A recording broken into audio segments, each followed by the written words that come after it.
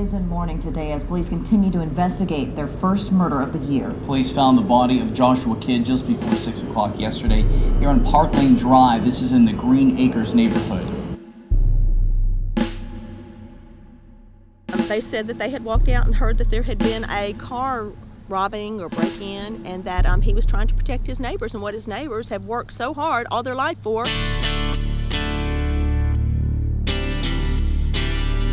My heart instantly went out to whomever. Even before she even got in that police car to go to the police station, we were asking each other, what can we do for this young couple? What can we do to help her in her time of need? Phones were ringing, doorbells were knocking.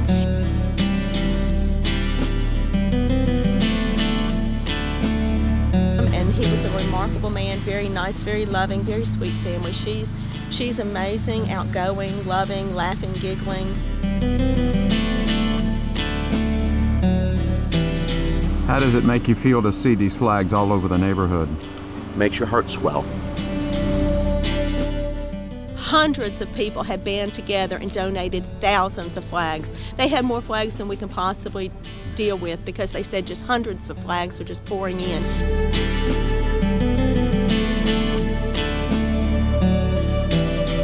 Seeing the flags in this neighborhood, what does that say to you? It makes me so proud. It does. It makes me start crying too, but it makes me so proud.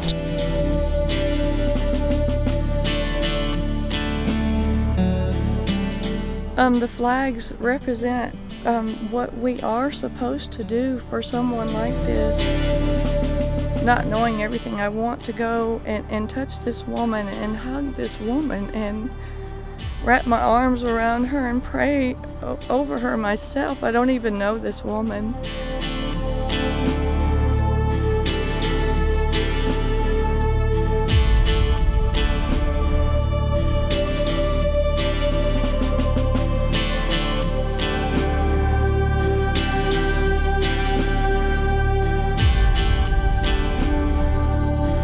Why? Because he's a neighbor, and he's a hero.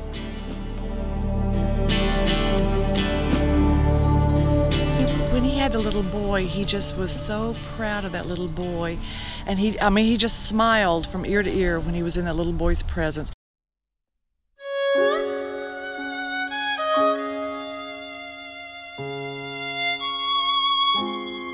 I want to pray for her family, for the loss. And the flags are doing all that for us because I don't know her. But I feel this love that these flags are doing it for us. Like it's supposed to be done.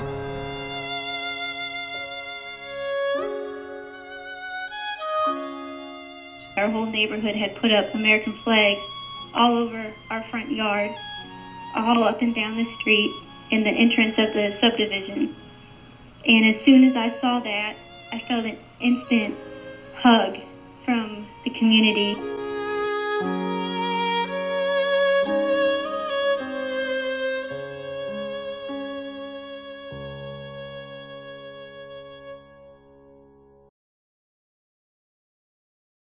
There's a picture that sits on the desk of a middle school principal in Mansfield, Louisiana, that speaks.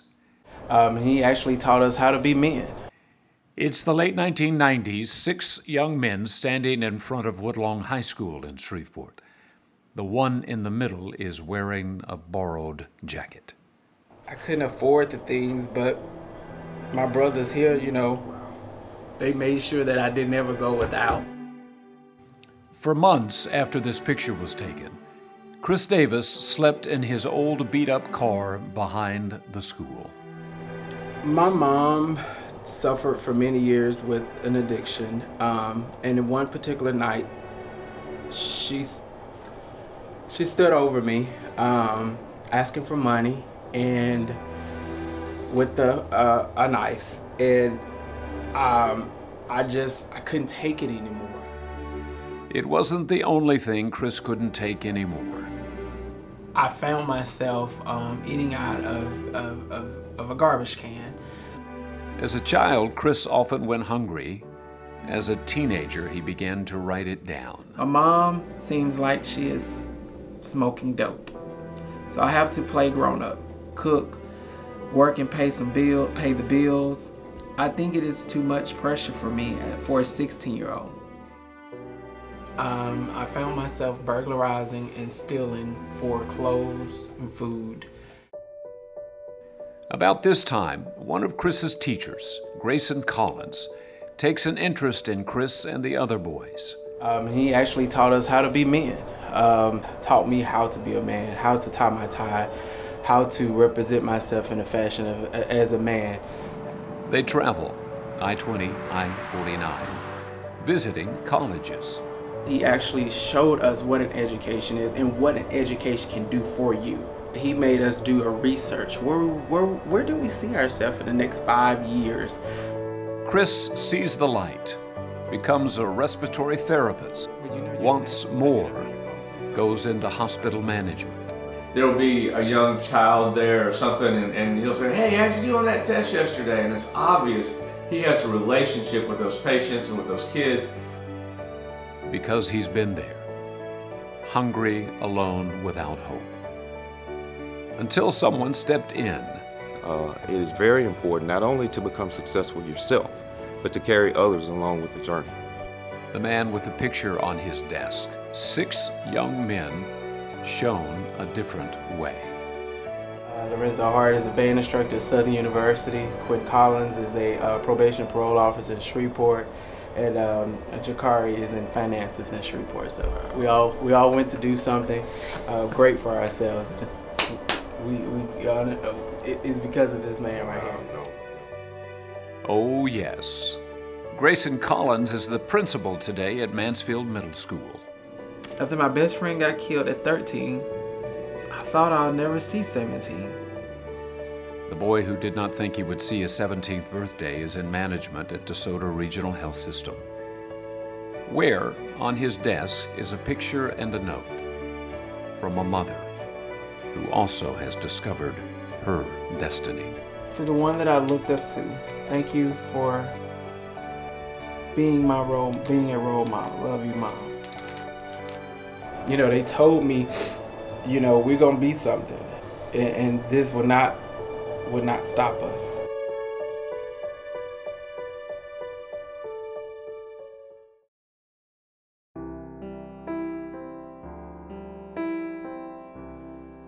She would call every day just before lunch. She would call and say, "Dad, I'm on my way," so I would make her a sandwich and get a Diet Dr. Pepper and Cheetos. After all, the Maggio store was all Melissa Rose had ever known. They loved the store, played in it, did the homework in it, and did everything in the store. The Maggios were Catholic to the core, a close-knit family, but if they ever needed a smile and a hug, there was Melissa. Sweet. From the very beginning, she had a heart of gold. She could bring any smile or laughter to the room just being there. How sweet and fun and caring. Had a tender, soft touch, and she loved people. Then, on a Sunday morning, Daddy gets another call. She called and said, "Daddy, I'm on my way to church. I ain't gonna stop by the house. I'll drive straight through Benton. I love you." I said, "I love you too, Daddy." She said, "I love you." We hung up. That would be the last time Vince Maggio would talk to his little girl. There had been a car accident. Her brain was gone. And I touched Melissa's hand, and I knew it was tough. I knew. And I prayed God to take me and let her live. You got there and you just knew how many people cared for her and how many people she loved, because the hospital was just flooded with people. We got to say our goodbyes, and it was one of the hardest goodbyes I've ever had to say.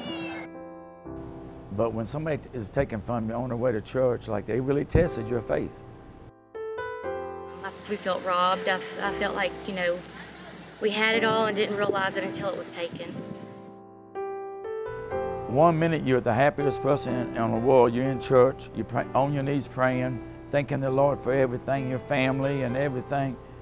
Then in seconds, it can change. It changed Vince, the place where he made Melissa Rowe's lunch every day, is now locked, 1 day a week. I close on Sunday now. I want to spend time with the grandkids. I have 3 wonderful grandkids, a son-in-law, my daughter. It's about time now. It's been 7 years now since Melissa's death, and her circle of love has grown. Each time there is a new life, there is an old, familiar name. Gemma Rose, Conley Rose, Andy Rose, and Chrislyn Rose. For Vince and Sharon Maggio, there will always be only one Rose. Oh yes, I will see her again. I know in my heart I will see her again. And I'm a hugger when I see her. Yeah, that's why I tell everybody, hug your children and tell them you love them, because you might not get that second chance. Every day counts.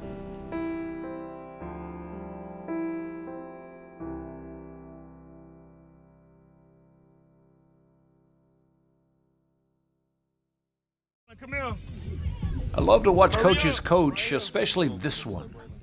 Watch the way he uses his feet. Special, isn't it? Not many can do it like he can.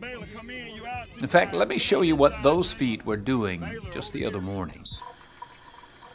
Yep, brushing teeth, washing dishes, keys in the door, no problem. Then I haul a truck and trailer. I do a little bit of everything. Driving a car? Really? Oh, yeah. In fact, let me take you back about 20 years. Back then, those feet, who belonged to Darius Gardner, by the way, were driving to LSU. I just mentioned to my father, I said, Dad, I want my driver's license. He kind of looked at me, he's like, well... Reading books, typing term papers, taking notes in class. Completely amazing. Completely. They have been saying that about this young man since I first met him way back in middle school. He was painting in those days and writing and impressing folks. He's amazing. He's been an inspiration to all the kids in the class that he's in. They don't dare say, I can't do this. Not with Darius in the class. Heard that before. In fact, heard it just this morning.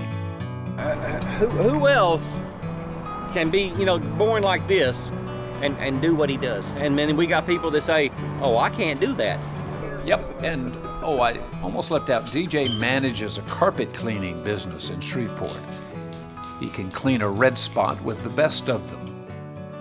Oh, and don't you mess with DJ. That's his .22 pistol. He owns 8 other guns. And when Darius Gardner is not doing all that, he is coaching not 1, not 2, but 3 youth football teams. They're playing good ball. You see, that's his real love. You too, get on. He's tough. Take a knee on this line. And he likes to win. Push him down. But that's not why he's here. Tell me why you're doing this, DJ.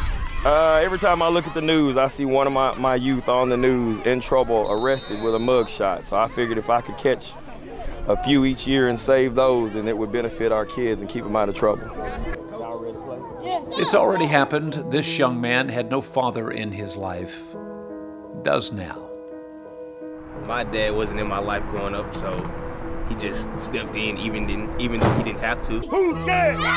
Who's scared? So he's doing this because he wants to win a lot of football games and championships, or? And wants to mold these kids and mentor these kids and teaching them how to be young men.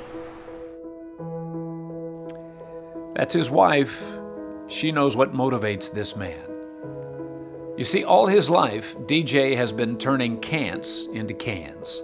And now he has a whole bunch of little boys watching those feet. You gotta realize if somebody doesn't teach them discipline out here, then the law will teach them discipline, you know what I mean? They'll make one mistake and end up spending, 5-10 years incarcerated opposed to somebody trying to teach you at a younger age. DeMarcus! Follow that little voice in your head that tells you when you're doing something right or wrong. G-Man! And I want that voice of reasoning to keep them out of trouble. I want them to hear me in the back of their mind. Don't you do it. Ready? Ready!